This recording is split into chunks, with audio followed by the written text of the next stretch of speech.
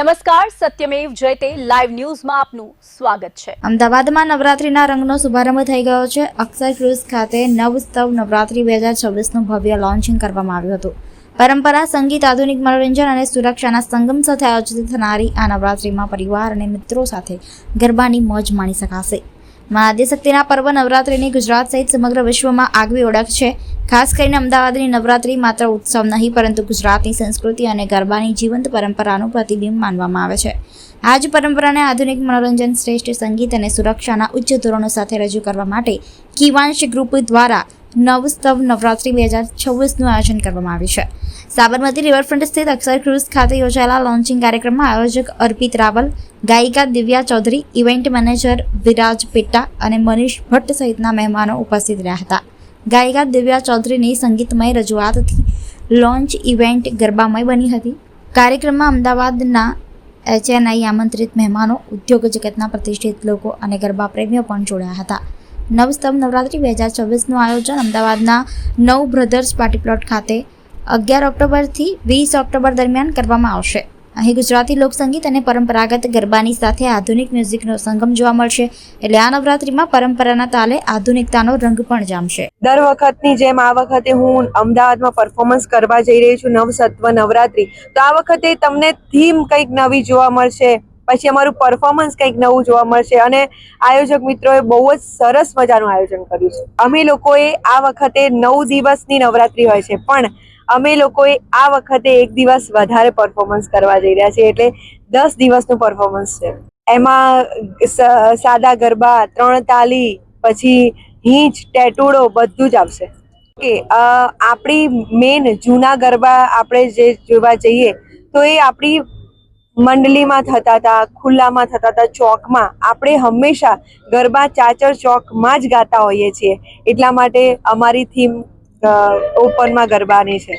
ખેલ ખેલ રે ભવાની માં જય જય અંબે માં, ખેલ ખેલ રે ભવાની માં જય જય અંબે માં, ઓ જય જય અંબે માં, જય જય અંબે માં, ઓ જય જય અંબે માં, જય જય અંબે માં, તું તો પાવામાં પ્રગટાણી માં જય જય અંબે માં, ખેલ ખેલ રે ભવાની માં જય જય અંબે માં। મારું નામ યજ્ઞેશ પંડ્યા છે અને અમે મિતેશભાઈ છે। અમે નવસત્વના ઓર્ગેનાઇઝર છે અને વાય નવસત્વ, ત્યાં શક્તિ અને શિવ તો હોય જ છે, કારણ કે શક્તિ હોય ને ત્યાં શક્તિ એકલી ના આવે, શિવ તો જોડે આવી છે, રાઈટ। તો શિવ શક્તિ સાથે આરાધના થશે અને શક્તિનું જે મહાત્મ છે, કારણ કે જે ગરબો ટ્રેડિશનલ અત્યારે કેવું છે કે લોકો બસ ટ્રેડિશનલ પર ગરબા ગાય છે, પણ રિયલ ફિલિંગ શું છે, ગરબાનું ટ્યુન શું છે, રિયલ ગરબા શું છે એ આ વખતે અમે બતાવીશું।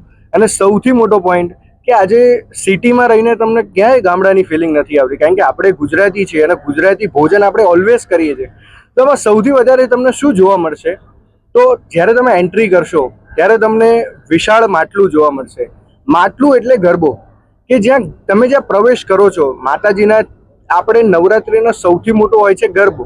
ગરબામાં દીવો થાય ને પછી જ માતાજીના ગરબાની શરૂઆત થાય છે ને પછી જ આરતી થાય છે, એટલા માટે અમે આ થીમ રાખી છે। અને ગામડું શું કરવા સિલેક્ટ કર્યું, કારણ કે જે નેચરલ અને નેચર આ બંને અને સંસ્કૃતિને અમે સૌથી વધારે રિપ્રેઝન્ટ કરવાના છે, કારણ કે માત્ર ગરબા નથી, આ એક એવો સમન્વય છે કે જેની અંદર લોકોની લાગણી, ફિલિંગ્સ અને ગરબા બધું જોડાવાનું છે।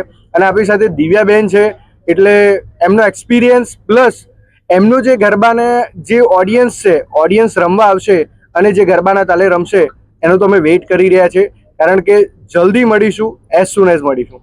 અમે મેક્સ ટુ મેક્સ જેટલો બને એટલો અમે વધારે ટાઈમ લઈશું, પણ અમે મંડલી નથી કરવાના આ વખતે, કારણ કે મંડલી એટલે નથી કરવાના કારણ કે અમારા ગરબા જે એકચ્યુઅલી ટ્રેડિશન છે, અમારે ગામડાની થીમ, કે કહેવાય ને કે ગામડામાં લોકો વહેલા સૂઈ જાય, તો અમદાવાદી વહેલા ના સૂવે, પણ અમે 1 વાગ્યા સુધી રાખ્યું છે। વ્યવસ્થાની વાત કરું તો આપણી જોડે અલોકેટ 2 પાર્કિંગ છે, ઇનફ સફિશિયન્ટ પાર્કિંગ છે, લોકોની બહુ ગાડીઓ હોય, 2 વ્હીલ હોય, દરેક વસ્તુ ત્યાં મૂકી શકશે।